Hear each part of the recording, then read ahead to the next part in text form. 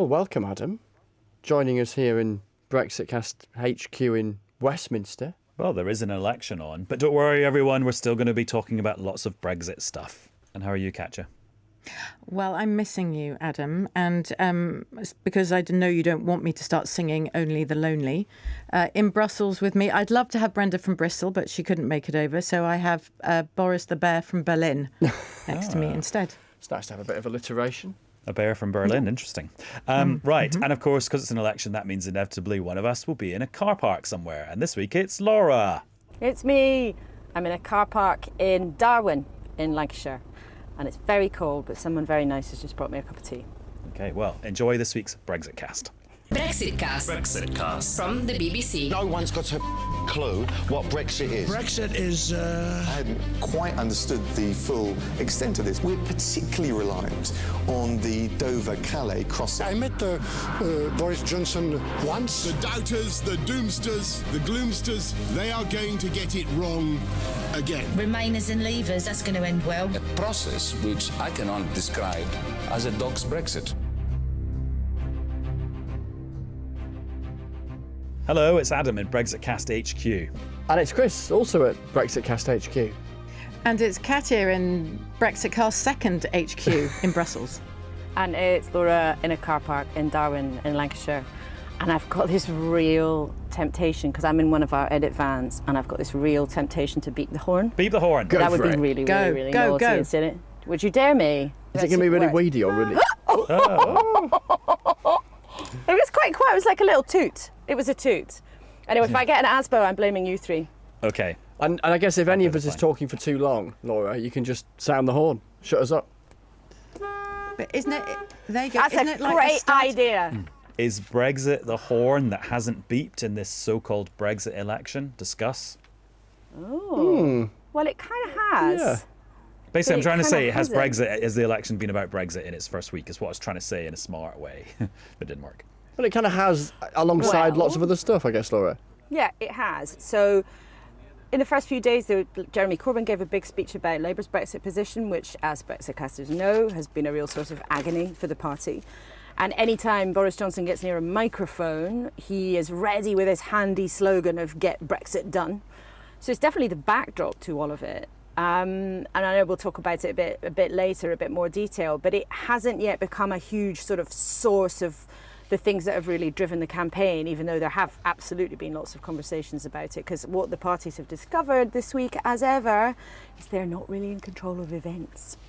Yeah, what I noticed yesterday at Boris Johnson's first rally on the first day of the campaign, it was all about his amazing Brexit policy. He's the only one that can get it done, and then laying into Labour for their Brexit policy. And it does seem like, from listening to Vox Pops on the radio and things like that, it's the Tories are trying to make Brexit the solution to every problem in a way. Well, I suppose they're saying, aren't they? And I think it was even written on the stand that the Prime Minister was stood behind in the West Midlands last night.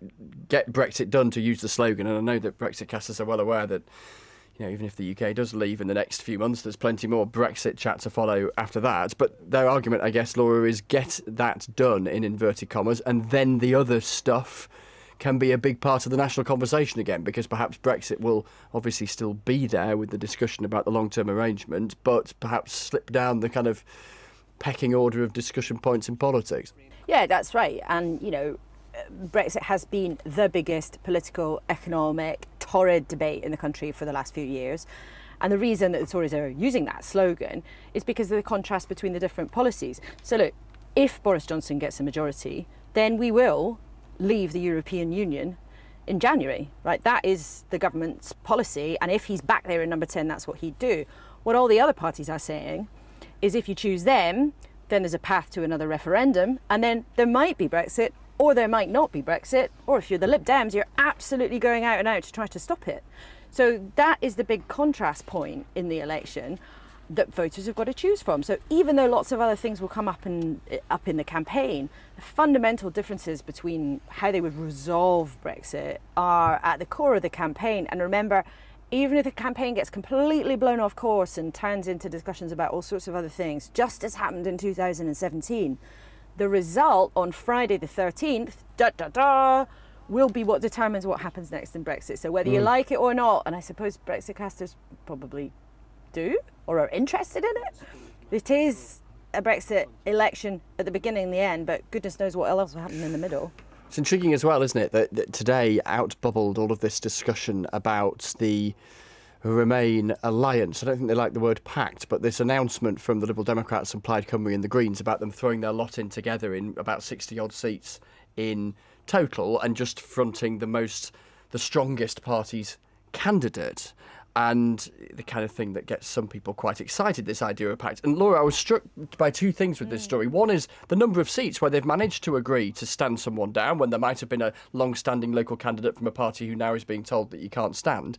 And yet, and I doff my hat in the direction of Peter Barnes, our superb analyser of all things politics. Super brain. Exactly. When you look at the numbers in terms of, for instance, how many votes the Greens got in a particular seat where they'll let the Lib Dems have a clear run, because of course outside of Wales, Plaid are not part of this conversation. The numbers are often pretty small, and last time round, and of course this time might be different from last time, but last time round, in none of those seats would it actually have changed the result. It might have changed the maths a little bit, and in some of them, of course, there was a pact and arrangement already in place, like in Brighton Pavilion and Twickenham and Oxford West.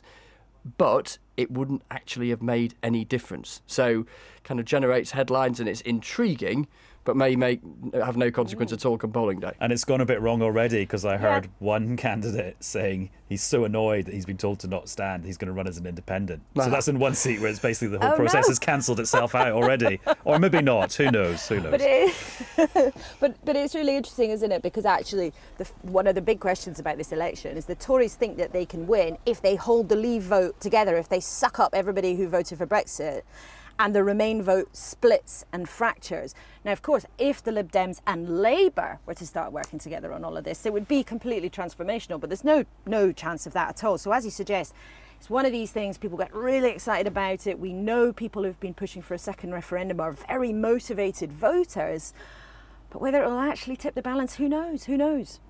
And is it possible also that the Brexit vote can be split, because you might have Labour voters who voted in favour of Brexit but remain loyal to the Labour Party or can't bring themselves to vote for the Brexit Party or the Conservative Party? Then you have the Brexit Party saying it is going to stand in, is it 600 seats? In 600 areas, and that means that could be splitting the vote and taking votes away from the Conservatives as well, isn't it? It's intriguing, isn't it, Laura, the Brexit Party thing, because whilst outwardly for the last week or so at various events that Nigel Farage, the Brexit Party leader, has done, he's been talking very positively about taking the fight to the Conservatives and to Labour and all the rest of it. Locally, we're seeing quite a few examples of Brexit Party candidates saying, well, I'm not sure this is the right thing to do. And I was really struck the other day at an event that the Brexit Party did, that when Nigel Farage said, "This is not Brexit," to describe the Johnsonian deal, there was polite applause, but not a massive standing ovation. And I thought, there's an internal conversation still going on about whether or not, to answer your question, Katja, from their perspective, this could be counterproductive. Yeah, that's totally right. And there are lots of Tory MPs pushing really, really, really hard back. So it would have been really big for Boris Johnson, a really big problem, if members of the inner burning core of Eurosceptics, people like Steve Baker and Mark Francois, had still been kind of flirting with the Brexit Party. But they've been pushing back really, really hard, because they reckon, actually, well, if the Brexit Party does well and starts taking seats off the Tories, then Brexit might slip away altogether. But I wonder, Chris, you weren't suggesting there that Nigel Farage had maybe overpromised about the kind of political impact he might have, were you?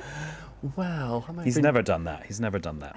No, he's never done that. Hang on, I'm just going to take my tea bag out of my tea bag. We don't want it to be too strong. Could be disastrous. I know. Well, it's already very strong. You could stand a spoon up in it already, so I'm going to get rid of the tea bag. You need it to be strong for the next 5 weeks, Laura.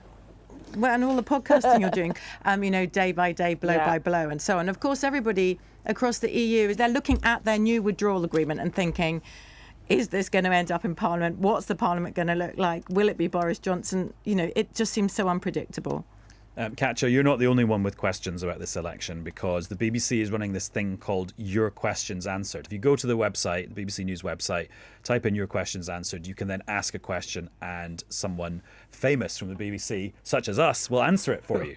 So the first one is from semi-famous. Certainly in their own homes. Yeah, and you can be the judges whether or not we've actually answered. Right. Thomas Kevin Lynch says, How can the Labour Party claim they will negotiate a new deal with the EU and then put it to the country in a referendum within 6 months, which is Labour's policy in a nutshell, when prior to the dissolution of Parliament, it was said it would take 9 months just to organise another referendum? Shall I have a quick crack at this? Because I guess there's a big discussion, isn't there, for both the Conservatives and for Labour about whether or not they're being entirely realistic about timeframes. Both Labour and their 6-month plan to renegotiate in 3 and have a referendum in 6, and the Conservative idea of getting out of the EU legally by the end of January at the latest, but then securing the long-term deal by the end of the current transition period as set out in the withdrawal agreement, i.e. the end of 2020. And can you do that process, which historically has taken a rather longer time than 1 year? I'm just going to press you that you haven't answered this question yet. That's a side issue.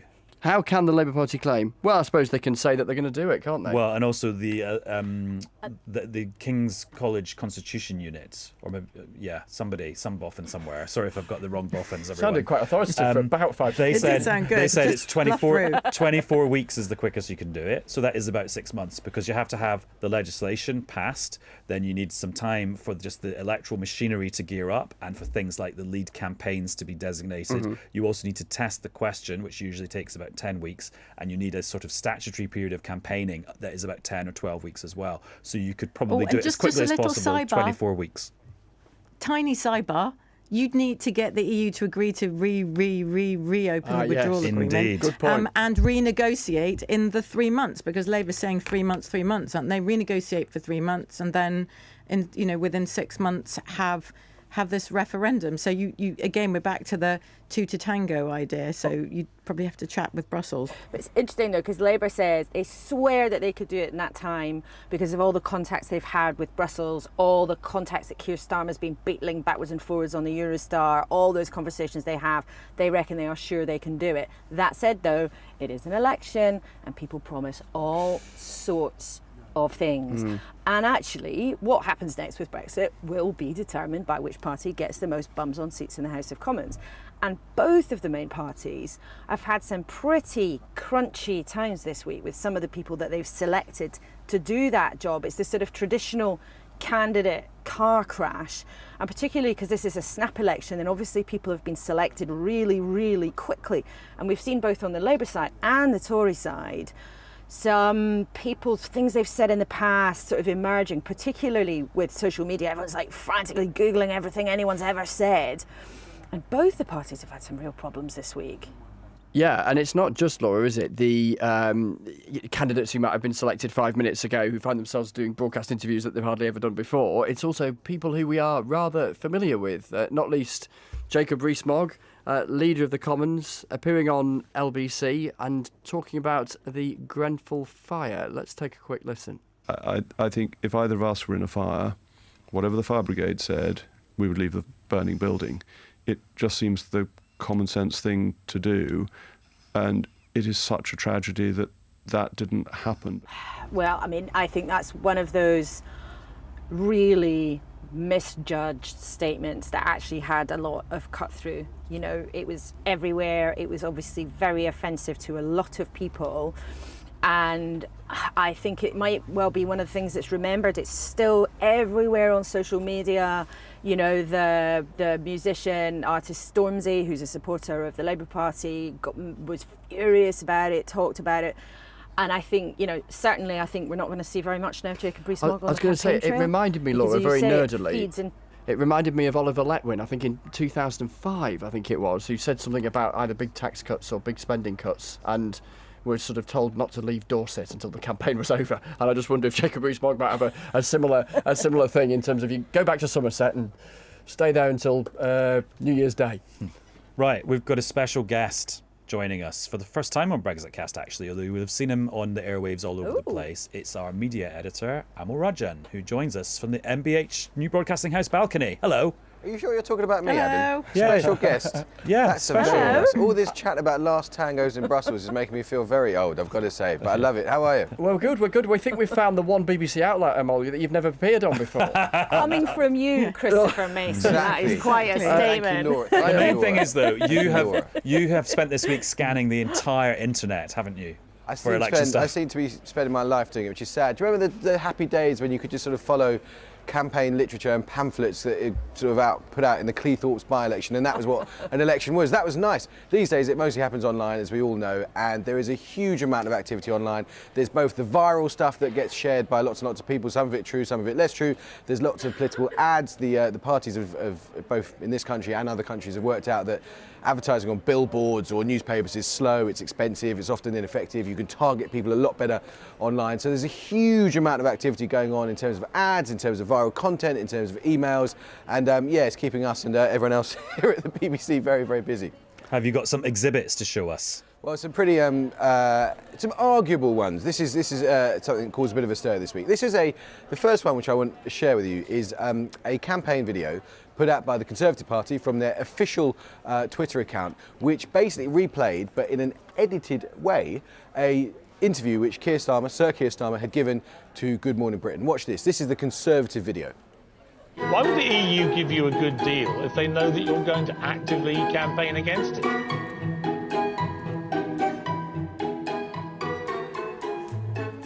Now that slightly jaunty and uplifting music, according to some, at the end is obviously notable for the fact that it's attended to by silence from Sir Keir Starmer. But if you watch or listen to the original video, you'll find that when Piers Morgan, the presenter of Good Morning Britain, puts that question about the nature of his negotiating tactics to Sir Keir Starmer, he actually gives a response. Check this out. Why would the EU give you a good deal if they know that you're going to actively campaign against it? Well, Which is Piers, clearly what most of you are going to be doing. Well, Piers, I have been talking to the EU, to political leaders across the EU 27 countries for 3 years. And I know very well what the parameters are of any deal that they would do with a Labour government. And the thing is with this stuff, the video gets hugely widely shared, and any kind of apology or explanation afterwards doesn't. Exactly. I mean, this is the perennial challenge for anyone trying to cover this stuff in a fair and interesting way, Chris, which is that if you draw attention to a falsehood, there is the nature of modern media campaigning, the nature of the internet is actually, because a lot of the nuance doesn't cut through, quite often what happens is the original falsehood just gets seen by lots more people. So the Conservatives put that video out, which was a doctored video, and when it was pointed out by people like my brilliant BBC colleague Daniel Sanford, what CCHQ, the party's headquarters, did, or a young staffer there did, is they put out the original Keir Starmer interview, and they just said, check this out, it's really funny. And what they got was noise. And what matters in digital campaigns these days isn't nuance, necessarily the efficacy of your argument. It's about creating noise. You're really putting a blitzkrieg through the airwaves and just drowning people with this generalised message of what you're trying to convey. And I imagine some of the people I've been speaking to, and I don't know if Laura, you've been speaking to the same people, would say, actually, yes, we got caught out for doctoring a video and people called us out. But for some people in CCHQ, they would see the fact that we're talking about it as a success. Well, exactly. But the dilemma is, it's exactly like the claim about 350 million quid a week for the NHS in the Brexit referendum. You know, Vote Leave knew that they were using that statistic in a misleading way because they weren't using the net figure. But of course, every time the Remain campaign talked about it, every time the Remain campaign wrote off a letter to the Statistics Authority, it meant it was getting talked about. And they know that. And even there's another thing, I'm not sure, are we allowed to say shit posting? Beep, we can beep it out. I can beep it out myself. There's also this thing called really beep it. Posting, where exactly. Explain, the Laura, political parties please. make an advert that looks a bit right. Embarrassed. I don't know what you mean by that wonderful term. Me neither. Right. So political parties or campaign groups make an advert that looks really rubbish, and then people share it online saying, "Oh, I can't believe how shit this is." And then it gets shared and shared and shared and shared and shared and shared and shared. Yeah, and they go, the big ha, example ha, ha, was get job Brexit done. The big example was get Brexit done, but in the infamous font Comic Sans. Although I imagine you probably send some emails in Comic Sans. I do, yeah. What's wrong with Comic Sans? It's the worst font in the world. And I nearly retweeted that advert going, look at this font. And then I was like, hang on, this is bleep posting. I'm not going to retweet it.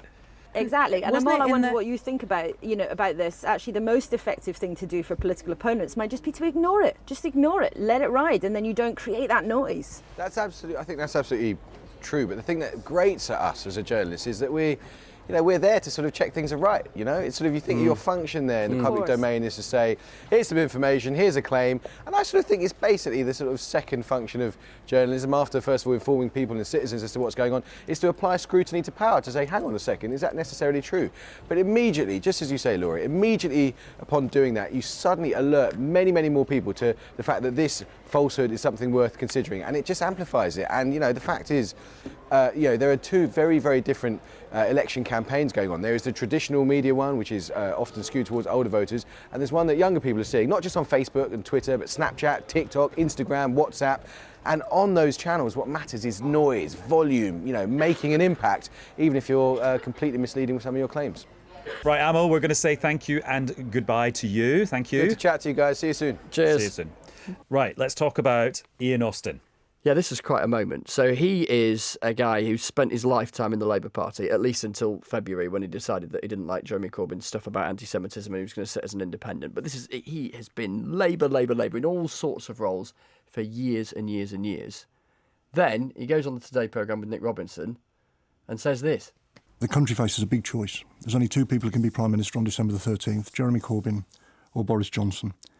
And I think Jeremy Corbyn is completely unfit to lead our country, completely unfit to lead the Labour Party. It's really come to something when I tell decent, traditional, patriotic Labour voters that they should be voting for Boris Johnson at this election. The Labour Party's been my life, Nick. My life. I can't believe it's come to this. It was an astonishing thing to hear. Now, there is no love lost between Jeremy Corbyn and Ian Austin. They're from different sides of the Labour Party. Ian Austin quit the Labour Party not so long ago. He's been sitting as an independent MP and he's now decided to stand down. But the suggestion that he is somehow not a Labour man is for the birds. Ian Austin was a press secretary to Gordon Brown. He was one of Gordon Brown's key henchmen. And for him to come to this conclusion and feel that he had to say this publicly is an astonishing sort of journey to make. Now, he's deeply unhappy about anti-Semitism, but also about Jeremy Corbyn's foreign policy positions. And I think I was talking to a few people about it today, and it plays into this wider sense in the Labour Party that many people fear, is that people just don't want to trust Jeremy Corbyn. And it's not just because he always says he's tried to close down the anti-Semitism problem, but it's been going on for years, and yet the leadership is still again and again accused of not doing enough, really having a hard time grappling with this. Luciana Berger quit the Labour Party to go and join the Lib Dems. She felt hounded out as a Jewish female Labour MP. Louise Ellman, another one who's decided to leave. Margaret Hodge, also another Jewish MP who's been furious about what she sees as Jeremy Corbyn's inability to deal with this. And this minister I was talking to today said it's one of the reasons why they fear people just don't want to trust Jeremy Corbyn. And that's somebody, who's been loyal to him, who's still part of the team. And on the doorsteps, they really worry that people just will not put their trust in him in enough number. Now, we will see every day on this campaign lots of Corbyn's really devoted fans and supporters. Absolutely, he's got one constituency absolutely right there behind him. But it is not the position that the Labour Party wants to be talking about this now. And Ian Austin's departure, OK, he's just one man. He fell out with Corbyn a long time ago, but it matters, and the issue really, really matters. And Labour MPs do worry, or sorry, not MPs anymore, Labour MPs who want to come back as Labour MPs really worry that in some constituencies it might make the difference between losing them or holding them, because Jewish voters will not touch them with a barge pole. Can I ask a question that I'm sort of hearing on the European side? Because I said earlier that, of course, the EU is trying to imagine not just what kind of government's going to come out of this election, but what kind of parliament, because parliament is going to have to eventually ratify a Brexit deal if Brexit is going to happen. The question is you said, Ian Austin, he left a few months ago, but Tom Watson, the deputy leader of Labour, has gone. He says it's for personal reasons, but many think it's also to do with the fact that he believes his party is going in a certain direction. On last Brexitcast, we talked about whether female moderate MPs were leaving the Conservative Party ahead of this election. Is it true that both parties, Labour and Conservatives, are kind of realigning here and moving maybe the Conservatives more to the right and Labour more to the left? Is it that clear cut. Well, it's quite striking, isn't it, Laura, how on both sides, when you speak to people within the two-party folds, when they react to these kind of moments, that they will each point to the fact that their party feels more united now than it did. In other words, that those of a particular strand of view, whether it be the Conservative conversation or the Labour one, they are deciding to leave the stage, and so the remainder are of a more solidified perspective, one particular view. Yeah, and you see this in a funny way also with any election, because any election, when you select the candidates, it is of course an opportunity for the leaders to make the party more in their own image. So part of it is natural and happens in every cycle. But I think it is the case that they are both becoming narrower churches, to reverse, that metaphor of being a broad church. And I think it does also talk to something that is going on in this election, where both of the parties seem further apart. Both of the parties seem to have evolved, partly because of Brexit, partly for other reasons.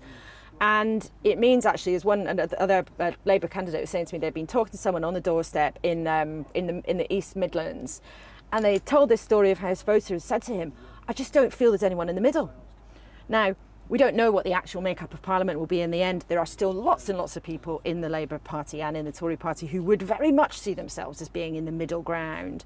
But I think people are feeling that, and that's why so many people talk about not knowing who to vote for this time, and also why the other parties, the Lib Dems, think there's a huge opportunity for them. Right, Katja, can I talk about your tangoing with Jean-Claude Juncker, with JCJ? What happened? Well, I didn't get to tango because when I went to JCJ's office, he came out the door, and we all know Jean-Claude Juncker he's infamous, isn't he, for kissing EU leaders or slapping them in a friendly way across the face or whatever it is. So this is. But Did there's he a play but with your here. This is hair? how Did he do greeted that weird thing. He didn't tousle me. No, nothing. This is how he greeted me instead. Hi. Good to see you. Nice to see you. Yeah. Thank you very much for doing the interview. Unfortunately, I have a flu, so I you heard. are the only one not to be kissed. Thank you for seeing this. So I'm the only one. The only one. Yeah, the only one. And so we sat down, did our interview, and on Brexitcast we like to sort of lift the curtain a little bit about how all these things work. So we did the interview, shook his hand, but then because a longer version of this interview is going out on BBC World and maybe Channel, I think, at the weekend anyway. So they have a stylistic thing where they like to have a handshake and a 10-second kind of chat before the interview starts. So we said, Mr. Juncker, do you mind doing the handshake again? Because we've got to have this 10-second start. And he was like, what are we in the movies? It was like, well, no, not quite. But he was a good sport and he said, sure. But he misunderstood what we asked him to do. Because have a look at this. 10 seconds. Yeah. And then we chat. You can let go. That is terrific. It looks like you've put some super glue on your hands. I seriously nearly slid off my chair onto the floor, and the producer and the cameraman were just like roaring and cackling with laughter. Yeah, he was a good sport, I have to say. Before we go, should we do that thing, which is asking for trouble in an election campaign, of looking ahead to the next week, Laura? And we're not quite at manifesto territory yet, are we? Is that a couple of weeks off, do we think? Or I think that's still a couple of weeks away. I think the manifesto is probably not going to be next week, so we'll have more car parks, more rallies. I do know what we will see all the time, because they're both happy doing it, is Boris Johnson in a big hall with supporters crowded around him and the rock music playing and him looking very excited and giving kind of the same speech. And we'll see Jeremy Corbyn in venues, big venues with a crowd packed tightly around him, giving kind of the same speech with them all getting very, very excited. And you'll also see lots more of us, because every night on the BBC News Channel at 8:30 you will be seeing Election Cast, the election-themed cousin of Brexitcast. And it'll be on BBC Sounds, won't it? As a podcast. And if always podcast first. And if you want to listen to any podcasts on BBC Sounds, you just download the BBC Sounds app on your phone and listen to us. And you'll be listening to us. Well, except minus me and Boris the Berlin Bear. Yeah, but you'll be back next Thursday for a classic Brexitcast. I'll be back next Thursday. Thank you, everyone, for joining us. Enjoy that tea, Laura. I didn't even get a chance to show you around my van. I wanted to show you my little wheelie case in the back and all the gear and the boot and our snacks and everything, and you didn't even ask me. I thought I was all ready for a guided tour. Honk us out, Laura. Oh, I'm definitely going to get an ASBO now, so do not ask me to do it again. Bye, everyone. Brexitcast. Brexitcast From the BBC.